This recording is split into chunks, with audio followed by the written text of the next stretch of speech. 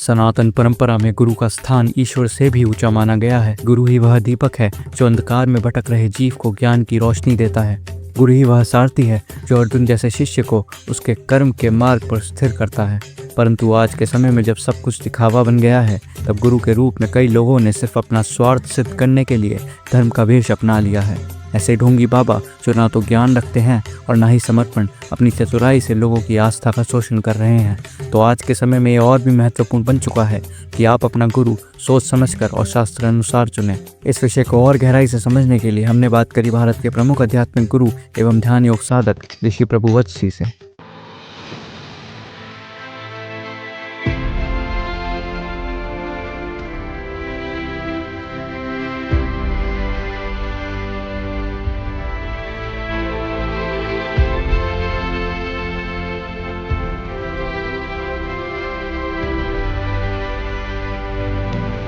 पंडित गुरुओं को देखकर लोगों ने अपने छोटे छोटे बालकों को भी इस चित्र में लाना शुरू कर दिया है।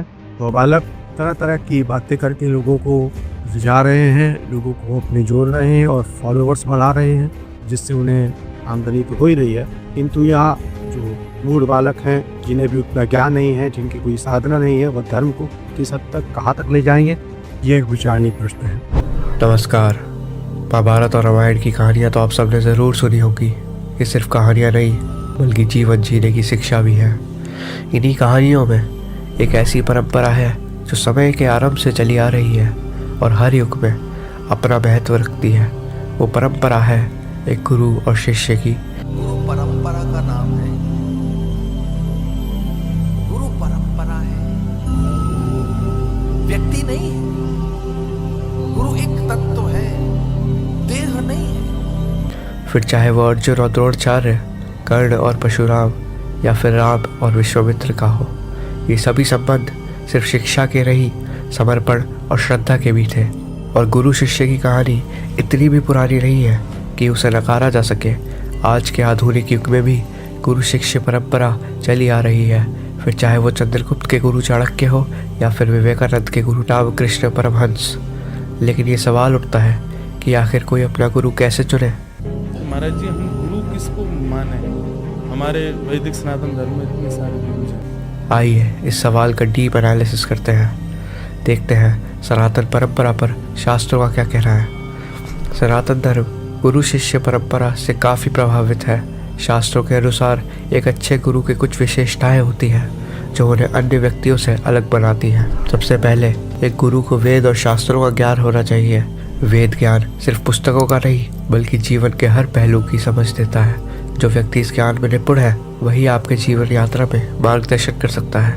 परंतु कुछ गुरु ऐसे भी रहे जिन्हें शास्त्रों का ज्ञान नहीं, फिर भी आत्मज्ञान प्राप्त कर उनमें गुरु तत्व प्रकट हुआ और वो दुनिया में प्रसिद्ध हुए, जिनमें कबीर और सूरदास का नाम भी शामिल है। दूसरा, एक गुरु को परंपरा का पालन करने वाला होना चाहिए। गुरु वो है जो स्वयं मन, कर्म और वचन से परमात्मा की भक्ति में लीन हो। भक्ति ही एक ऐसी शक्ति है जो शिष्य को आध्यात्मिक शिक्षा देने में गुरु की मदद करती है। तीसरा, एक सही गुरु वो होता है जिसमें मोह और अहंकार जैसे अवगुण ना हो। गुरु का जीवन एक खुली किताब की तरह होना चाहिए जिसमें केवल शुद्धता और निर्मलता लिखी हो। चौथा, शास्त्रों के कल्याण की इच्छा। एक गुरु वही है जो अपने शास्त्रों के कल्याण के लिए शिष्य की उन्नति और समस्या का समाधान एक गुरु के जीवन का महत्वपूर्ण भाग होता है। पांचवा और अंत में, एक गुरु को धर्म और नीति का पालन करने वाला होना चाहिए। उसका जीवन ही एक मिसाल हो जो शिष्य को सही और गलत में अंतर समझाने में मदद करे। ये सब सुनकर आप सोच रहे होंगे कि अगर आपकी ज़िंदगी में कोई ऐसा व्यक्ति नहीं है जिसमें ये सारे गुण हो, तो आप किसको अपना गुरु माने? तो शास्त्रों में इसका भी जवाब है। शास्त्रों के मुताबिक भगवान शिव को दुनिया का पहला गुरु माना जाता है। उन्हें आदि गुरु भी कहा जाता है। ऐसा माना जाता है कि भगवान शिव ने ही सभ्यता और धर्म का प्रचार किया। उनके पहले शिष्य थे परशुराम। आप भी भगवान शिव को अपना गुरु मानकर उनके मार्गदर्शन और ज्ञान को अपने जीवन में अपना सकते हैं। कृष्ण जगत गुरु वंदे कृष्णम जगत गुरु, और तो और कृष्ण को भी जगत गुरु माना गया है। तो अगर आप एक सही गुरु की तलाश में हैं तो इन शास्त्रों के ज्ञान का पालन करके आप जीवन का मार्गदर्शक चुनिए। याद रखिए, एक सही गुरु सिर्फ शिक्षा नहीं देता है, बल्कि जीवन का सच्चा अर्थ भी समझाता है।